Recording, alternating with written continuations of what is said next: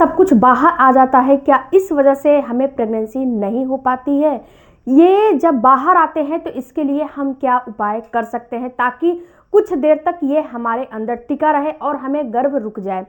तो फ्रेंड्स, जो बाहर आता है वो क्या चीज़ होते हैं और क्या बाहर आने से सच में प्रेगनेंसी नहीं होती है, आज के वीडियो में हम डिटेल में यही जानेंगे।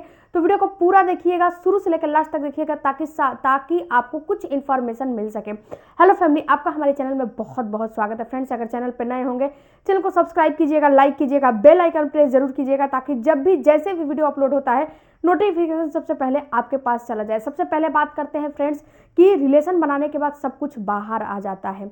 तो आपको इसके लिए एक चीज़ समझना है फ्रेंड्स कि जो आपके पार्टनर का स्पर्म रहता है वो एक पानी में रहता है, वो एक तरल पदार्थ सीमेन बोला जाता है। ये सीमेन के अंदर रहता है और ये सीमेन का काम इतना ही होता है कि एक जो महिला होती है उसके अंदर उसके जो है उसके कैनाल के अंदर इसको स्पर्म को अंदर एंटर करा देना है। यानी कि उसको काम इतना है कि जब सीमेन से बाहर आपका स्पर्म एक महिला के जो है अंदर चला जाता है तो सारा का सारा सीमेन जो होता है वो पानी जैसा तरल पदार्थ होता है, वो बाहर निकल जाता है। तो ये जो सीमेन होता है एक तरल पदार्थ पानी होता है और इसी के अंदर स्पर्म होता है। जैसे कि एक जो मछली होती है ना, बिना पानी के नहीं रह सकती, वैसे ही एक जो आपके फीमेल पार्टनर हैं, जो मेल पार्टनर है, उसका स्पर्म बिना सीमेन का नहीं रह सकता। उसके अंदर सीमेन बिल्कुल होता है, सीमेन के अंदर ही स्पर्म होते हैं। अगर सीमेन नहीं रहेगा तो स्पर्म मर जाएंगे। सीमेन का काम होता है आपके पार्टनर के स्पर्म को प्रोटेक्ट करना और पूरे के पूरे स्पर्म को प्रोटेक्ट करके जब ये फीमेल बॉडी के अंदर चला जाता है तो फीमेल में जो महिला में आपका डिस्चार्ज होता है ना, जो सर्वाइकल म्यूकस होता है, अब जब ये स्पर्म वहां पे चला जाता है तो इसे प्रोटेक्ट करने का काम सर्वाइकल म्यूकस करता है। तो यहाँ पे फ्रेंड जो सीमेन होता है ना, ये सीमेन आपका जब रिलेशन बनाते हो तो ये सारा का सारा उसी टाइम पे बाहर निकलने लगता है, तरल पदार्थ पानी के जैसा। आपको ऐसा फील होगा चिपचिपा जैसा कुछ निकल रहा है, तो ये तरल पदार्थ होता है, बिल्कुल पानी के जैसा होता है और ये निकलना तय है, ये निकलता ही जो है निकलता है। अगर इसके अंदर आपके पार्टनर का स्पर्म इसके अंदर नहीं रहेगा तो वो अंडकोश में मर, तो वहाँ पे क्या होता है फ्रेंड्स कि जब आप रिलेशन बना लेते हो तो ये सारा पानी निकल जाता है और जो मेन स्पर्म होता है जिसकी मोटिलिटी, क्वालिटी, मोबिलिटी अच्छी रहती है, वो आपके फ्लिपियन ट्यूब तक पहुंच जाता है। तो सबसे पहले तो ये आपको समझना है कि जो निकल रहे हैं वो तरल पदार्थ पानी सीमेन होता है। ओके, अब दूसरी बात फ्रेंड्स, जो स्पर्म होते हैं, जो आप एक चम्मच थोड़ा सा स्पर्म देखते हो, इसमें कई करोड़ सेल्स होते हैं। अब ये जो सेल्स होते हैं कई करोड़ सेल्स, ये सारे के सारे लाइव नहीं होते हैं, ये सारे के सारे जीवित नहीं होते हैं। किसी का हेड अच्छा होता है, किसी का टेल नहीं। और यानी कि मेरे कहने का मतलब है कि ये सारे के सारे जिंदा नहीं रहते हैं और ये सारे के सारे अच्छे नहीं होते हैं स्पर्म। इसमें से कुछ स्पर्म मरे हुए होते हैं, कुछ स्पर्म जो है अधमरे होते हैं, कुछ स्पर्म मतलब कि अच्छे नहीं होते हैं। तो इसमें से जो एक स्पर्म होता है वही आपके अंडे को फर्टिलाइज करता है। आपके अंडे को फर्टिलाइज करने के लिए केवल एक स्पर्म की जरूरत होती है, सारे स्पर्म की जरूरत नहीं होती है। तो जब ये आपके फ्लिपियन ट्यूब में जाता है तो जिसकी हेड, टेल, मोटिलिटी, मोबिलिटी और मूवेबिलिटी अच्छी रहती है वही आपके अंडे को फर्टिलाइज करता है, दूसरा आपके अंडे को फर्टिलाइज नहीं करता है। अगर एक से ज़्यादा आपके अंदर जो है स्पर्म अच्छी जो है क्वालिटी के हैं तो जब एक स्पर्म आपके अंडे को फर्टिलाइज कर लेगा तो अंडे अपने आप को जो है हार्ड बना लेते हैं ताकि दूसरा स्पर्म उसे फर्टिलाइज ना कर पाए। तो जब ये हार्ड बना लेते हैं तो और सारे स्पर्म का तो कोई काम नहीं है।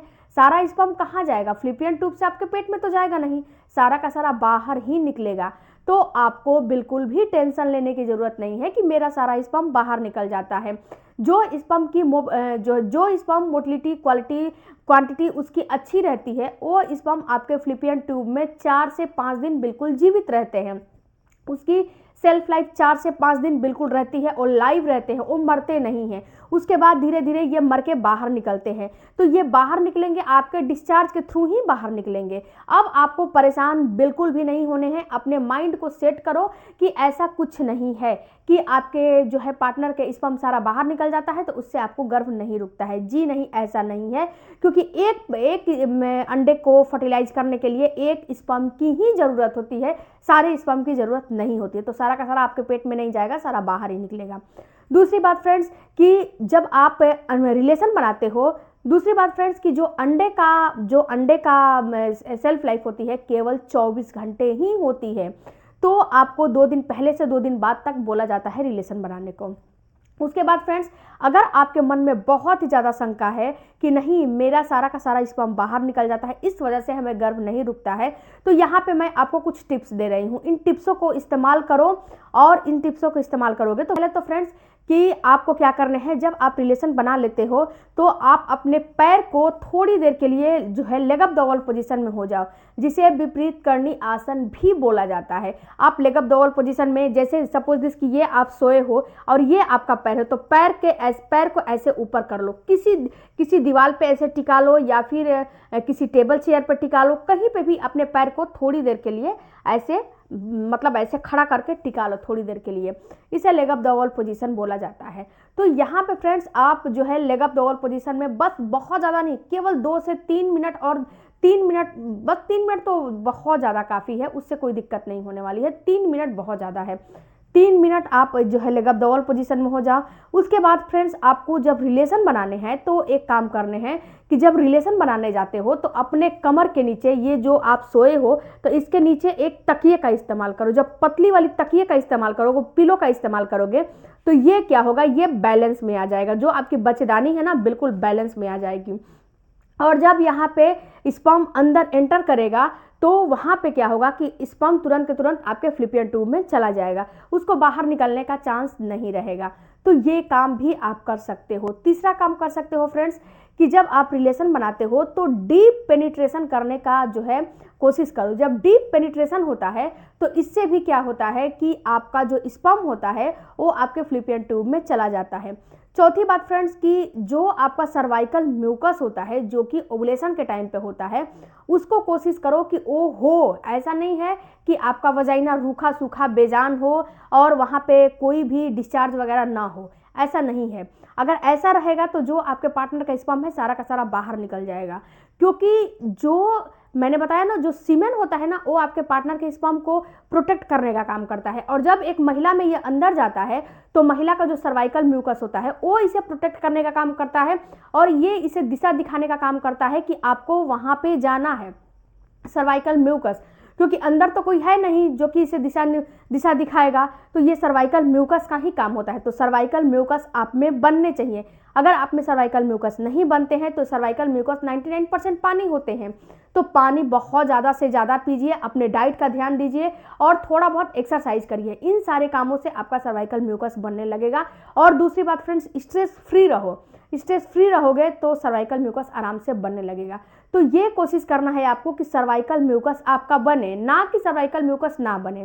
फ्रेंड्स, ये सारे काम आपको जो मैंने 3 से 4 टिप्स दिए हैं, तो ये सारे काम करने हैं। उसके बाद आपको कम से कम आधे घंटे के लिए लेट के रहना है, दाएं बाएं जैसे भी इच्छा करें वैसे लेट के रहो। उसके साथ साथ आपको एक काम और करने हैं कि जब आप रिलेशन बना लेते हो तो कभी भी आपको जेल वगैरह का इस्तेमाल नहीं करने चाहिए अपने निचले अंग को धुलने के लिए। केवल जो है क्लीन पानी से ही अपने निचले अंग को धुलो और जो है सोए रहो। उसके बाद जो भी करना है सुबह में उठ के करना है, इसके अलावा कुछ नहीं करना है। आई होप फ्रेंड्स की वीडियो अच्छा लगा होगा तो चैनल को सपोर्ट कीजिएगा, सब्सक्राइब कीजिएगा। मिलते हैं अगले वीडियो में, तब तक धन्यवाद। Thank you for watching.